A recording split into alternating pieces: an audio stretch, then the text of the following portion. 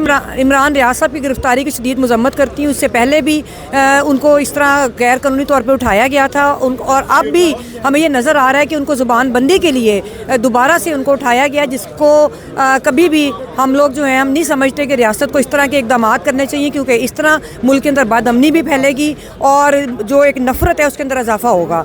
तो क्योंकि हम काफ़ी देर से स्ट्रगल कर रहे हैं मुल्क के अंदर आइन और कानून की बालादस्ती रूल ऑफ लॉ के लिए, लेकिन ये अदारे जो हैं वो अपनी जिम्मेदारियां अदा नहीं करे, जिसकी वजह से पाकिस्तान के अंदर जो अवाम है उसके अंदर बहुत ज़्यादा गुस्सा पाया जाता है। मैं ये मुतालबा करती हूँ कि उनको फिलफौर रिहा किया जाए और उनको कानून के मुताबिक जो है उनकी ट्रीटमेंट की जाए। Thank you.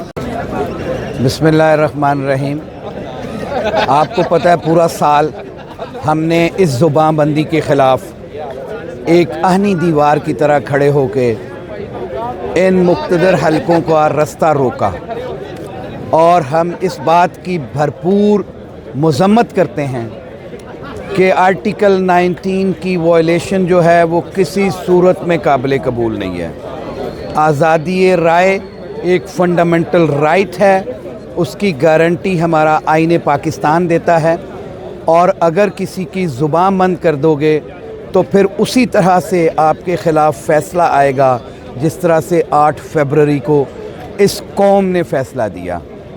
आज मैं फिर कहता हूँ कि ये नफ़रत कम होनी चाहिए। आपके अपने एक्ट्स जो हैं वो लोगों को वायलेंट करते हैं।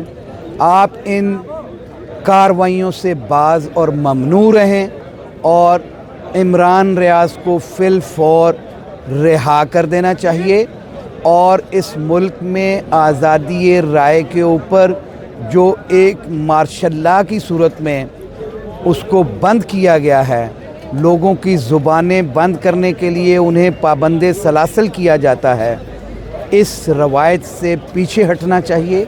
ये कार्रवाइयाँ नाकाम हो चुकी हैं और मुल्क और कौम की आवाज़ आपने सुन ली है।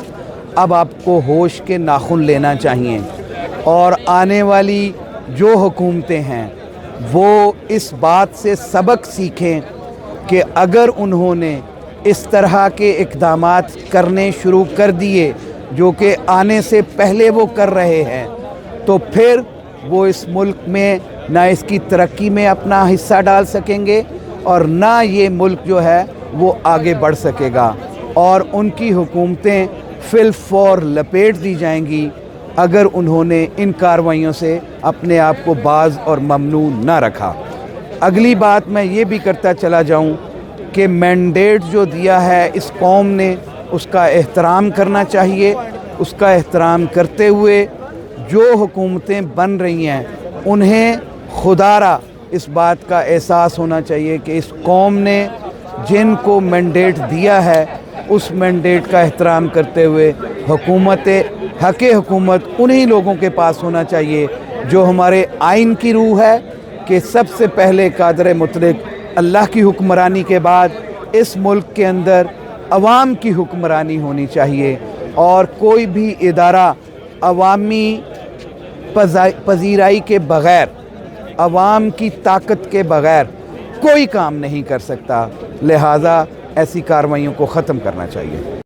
देखिए, यही हमारा वो पॉइंट है जिसके ऊपर बाद इलेक्शन लड़ रहे हैं कि जो जुल्म और ज़्यादती हुकूमत कर रही है, इस्टेब्लिशमेंट कर रही है, मनूवरिंग कर रही है, फिक्स कर रही है, ब्लैकमेल कर रही है, प्रेशराइज़ कर रही है, बोलने की आज़ादी को ख़त्म करने की कोशिश कर रही है, उसके ख़िलाफ़ हमारा ये जिहाद है। और इसी के लिए हम कहते हैं कि जुल्म का बदला वोट से। जो सरकार गलत काम करेगी हम जवाब वोट से देंगे इंशाल्लाह, और जमहूरियत में वोट का जवाब जो है सबसे बड़ा जवाब है, और यही सारी रियासती गुंडागर्दी जो है इसका कला कमा होगा इंशाल्लाह। और इमरान रियाज को जो गलत पकड़ा है उसको इनको रिलीज़ करना पड़ेगा।